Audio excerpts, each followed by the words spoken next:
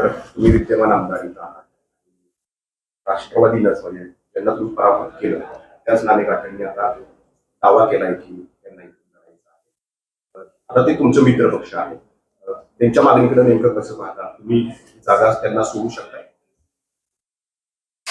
महायुतीचा मी धर्म पाळणार आहे.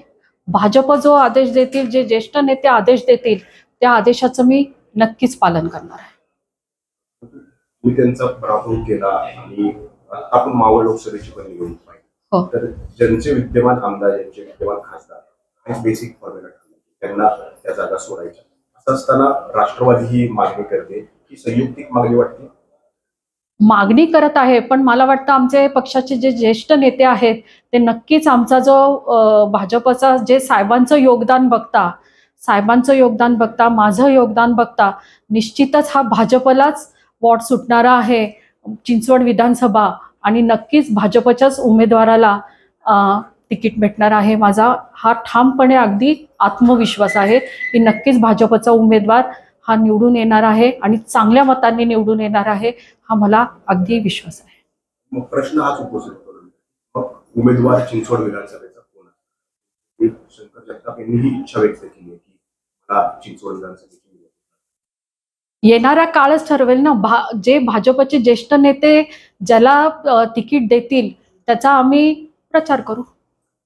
पोटनिवडणुकीच्या वेळेला पण हाच वाद जो आहे थोडाफार झालेला होता, त्यावेळेला नेमकं असं काही ठरलं होतं की पोटनिवडणुकीला तुम्हाला संधी? मी तेव्हाच सांगितलं होतं, आता मगाशीच सांगितलं की साहेबांचं निधन झालं आणि जेमतेम 13 दिवसांनी लगेच निवडणुका लागल्या आणि तेव्हा असा विचार करत बसायलाही वेळ नव्हता आणि मला तिकीट लगेच जाहीर झालं आणि मी तशी साहेबांच्या पाठीमागं उभी राहणारी नेहमी.